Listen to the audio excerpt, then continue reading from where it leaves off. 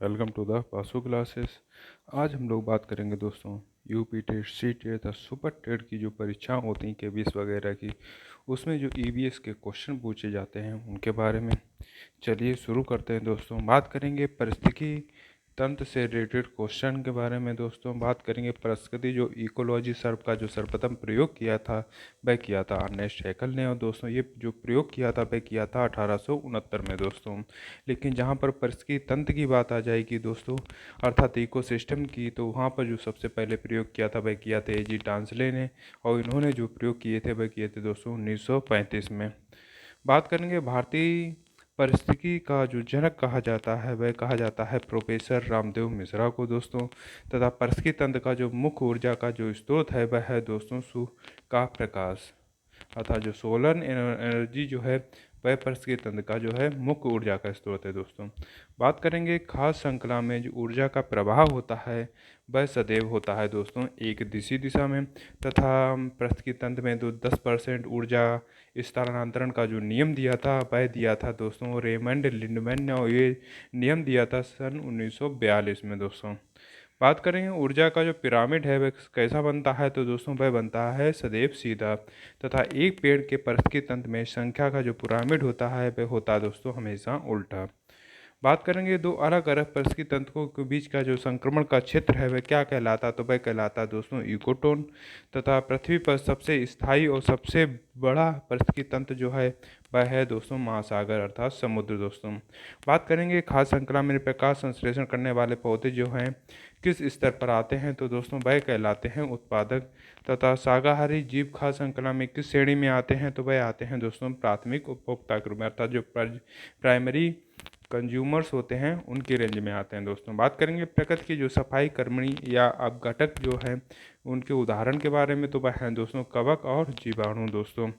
बात करेंगे किस जीव के रहने के स्थान और उसकी जो कार्यात्मक भूमिका को क्या कहते हैं, तो दोस्तों उसको कहते हैं पारिस्थितिकी निकेत दोस्तों।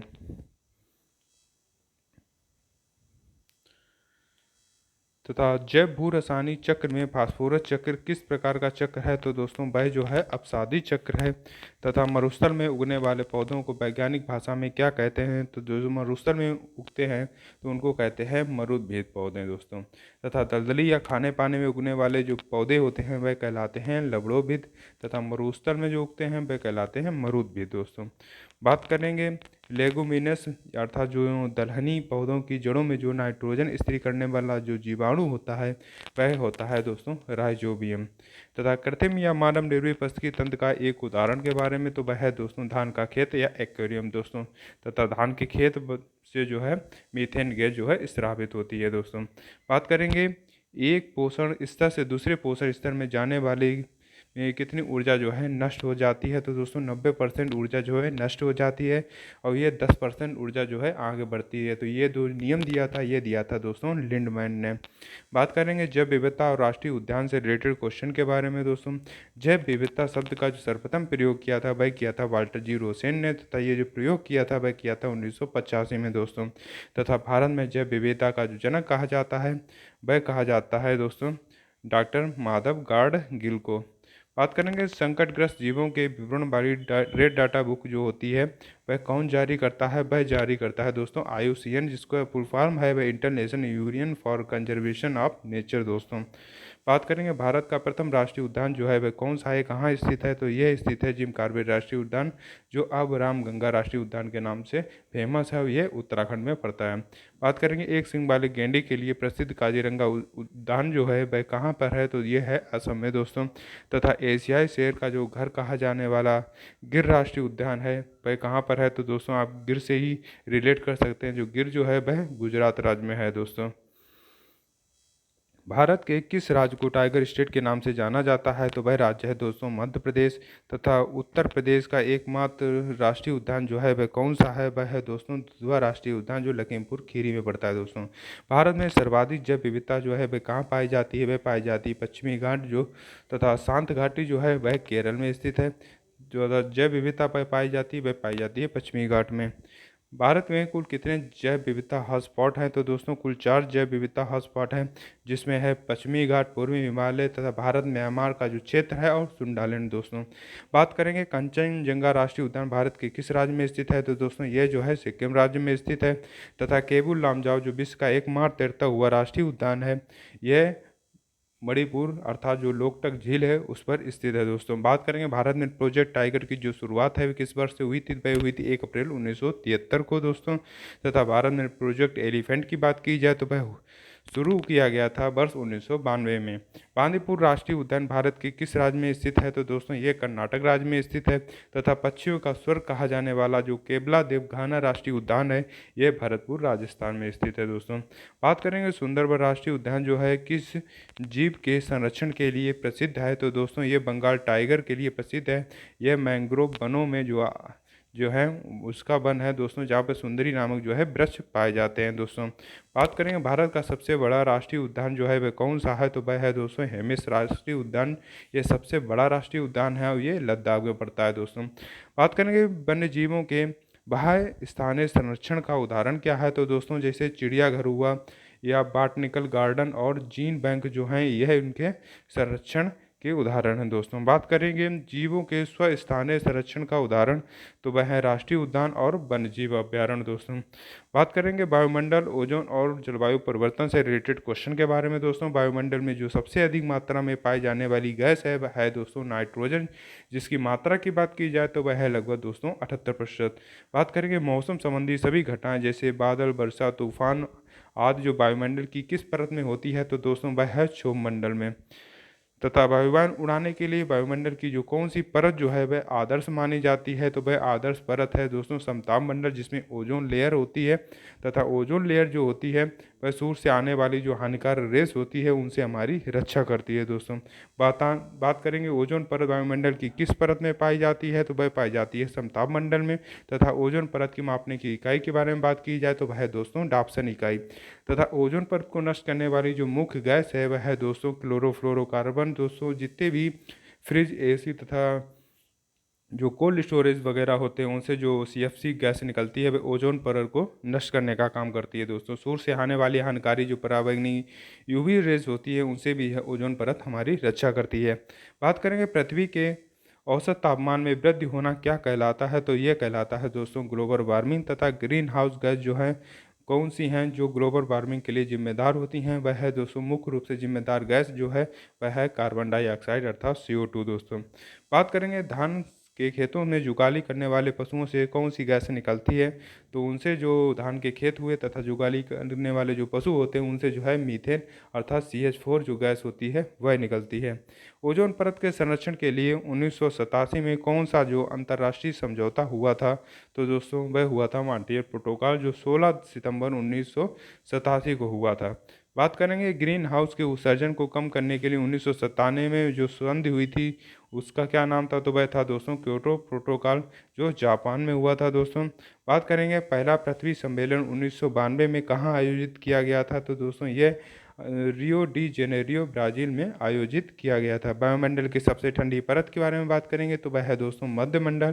तथा रेडियो तरंगें वायुमंडल की किस परत से होकर जो है पृथ्वी पर लौटती हैं? तो दोस्तों वह मंडल है आयन मंडल।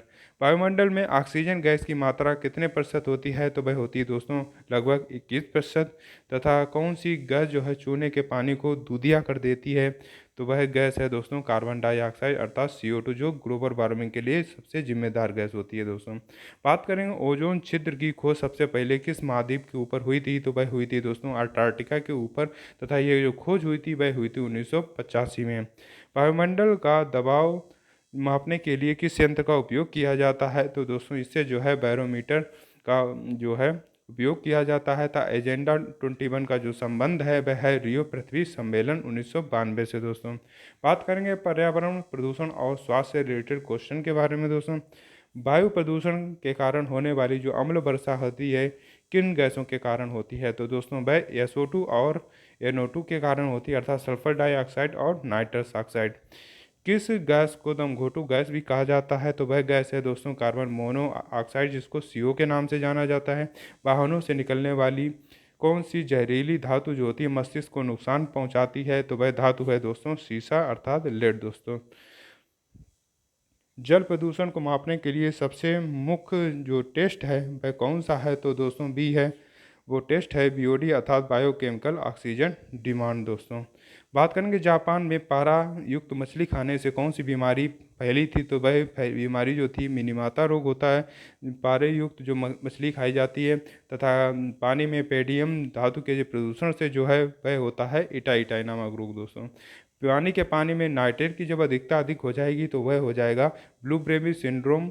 तथा पानी के पानी जो पीने का पानी होता है उसमें आर्सेनिक की जब अधिकता हो जाएगी तो उससे जो हो जाता है ब्लैक फुट नामक रोग दोस्तों। बात करेंगे ध्वनि प्रदूषण को किस इकाई से मापा जाता है? तो उसको मापा जाता है डेसिबल से। तथा आवासीय क्षेत्रों के लिए केंद्रीय प्रदूषण नियंत्रण बोर्ड द्वारा तय दिन का ध्वनि स्तर क्या है? तो दोस्तों वह है 55 डेसिबल। सड़कों के किनारे हरे पौधे लगाकर ध्वनि प्रदूषण कम करने की तकनीक जो है वह क्या कहलाती है? वह कहलाती है दोस्तों ग्रीन मफलर।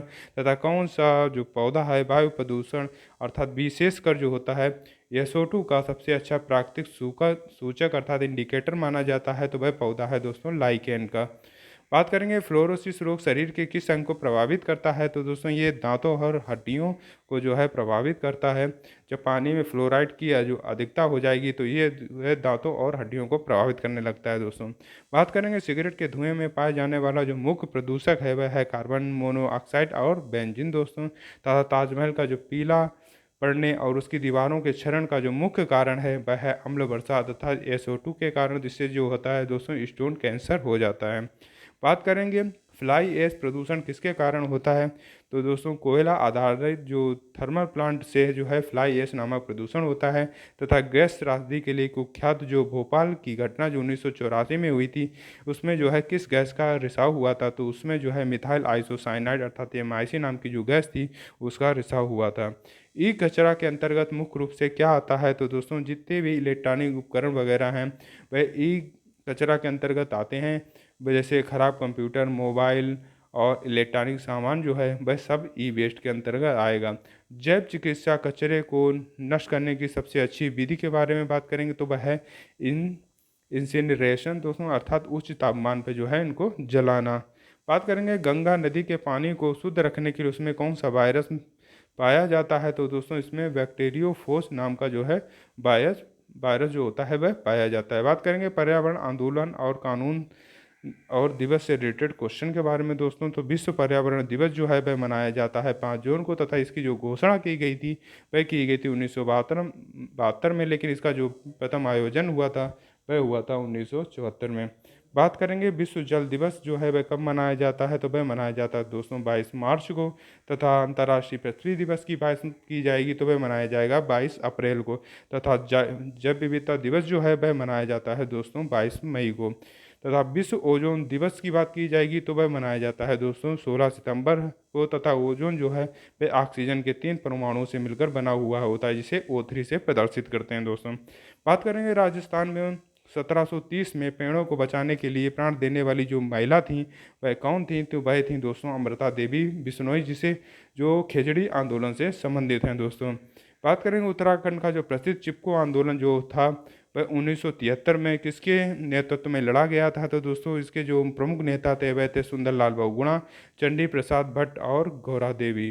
बात करेंगे दक्षिण भारत अर्थात जो कर्नाटक था उसका जो अपिको आंदोलन जो उनका नेतृत्व किया था वह किया था पांडुरंग हेगड़े ने। यह किया था 1983 में। तथा बात करेंगे नर्मदा बचाओ आंदोलन के जो मुख्य प्रणेता हैं वह है मेधा पाटेकर और बाबा आमटे दोस्तों। तथा केरल की जो शांत घाटी जो होती है उसको पन बिजली परियोजना से बचाने के लिए जो नेतृत्व हुआ था वह कब हुआ था? तो दोस्तों वह हुआ था 1973 से 1978 के दौरान। इसका जो नेतृत्व किया था वह किया था सुगाथा कुमारी ने दोस्तों। बात करेंगे भारत सरकार ने वन्य जीव संरक्षण अधिनियम जो है कब पारित किया था? वह पारित किया दोस्तों वर्ष 1972 में। तथा भारत में पर्यावरण संरक्षण अधिनियम जो है किस वर्ष लागू हुआ था? तो वह लागू हुआ वर्ष 1986 में, जिसे छाता विधान के नाम से भी जाना जाता है। जो बात करेंगे वन संरक्षण अधिनियम जो भारत में कब पारित हुआ था, वह पारित हुआ था वर्ष 1980 में। तथा भारतीय संविधान के किस अनुच्छेद में पर्यावरण संरक्षण को नागरिकों का मूल कर्तव्य बताया गया है, वह अनुच्छेद 51(1)(g) में जो है, जो भारतीय संविधान में जो है अनुच्छेद को पर्यावरण संरक्षण को नागरिकों का मूल कर्तव्य बताया गया है। बात करेंगे राज्य के नीति निर्देशक तत्वों के तहत पर्यावरण की रक्षा का प्रावधान जो है किस अनुच्छेद में है, तो वह है अनुच्छेद 48 के आ में। बात करेंगे राष्ट्रीय हरित अधिकरण की स्थापना जो हुई थी, वह हुई थी वर्ष 2010 में। तथा अंतर्राष्ट्रीय आर्द्र भूमि के संरक्षण के लिए रामसर जो समझौता हुआ था, वह हुआ था 1971 में। यह जो है ईरान के रामसर शहर में भारत के 1982 में जो है शामिल हुआ था। बात करेंगे विश्व आर्द्र भूमि दिवस जो है वह मनाया जाता है 2 फरवरी को। तथा जल प्रदूषण निवारण और नियंत्रण अधिनियम जो है किस वर्ष पारित किया गया था, तो वह पारित किया गया था वर्ष 1974 में। तथा पर्यावरण संरक्षण के लिए काम करने वाली दुनिया की जो सबसे बड़ी गैर सरकारी जो संस्था जिसको एनजीओ के नाम से जाना जाता है, कौन सी है, तो दोस्तों वह है ग्रीन पीस, जिसका जो मुख्यालय जो है वह है एम्स्टर्डम में दोस्तों। अगर दोस्तों ये आपको वीडियो पसंद आए तो वीडियो को लाइक करें, चैनल को सब्सक्राइब करें तथा अपने दोस्तों को भी शेयर करें तथा अपना सुझाव देने के लिए कमेंट करना बिल्कुल भी ना भूलें। धन्यवाद।